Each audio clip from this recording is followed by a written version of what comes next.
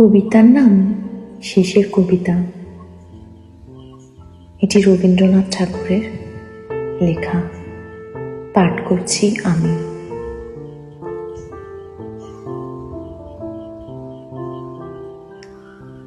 দূরত্ব যদি সত্যি ভালোবাসার গভীরতা বাড়িয়ে দেয়,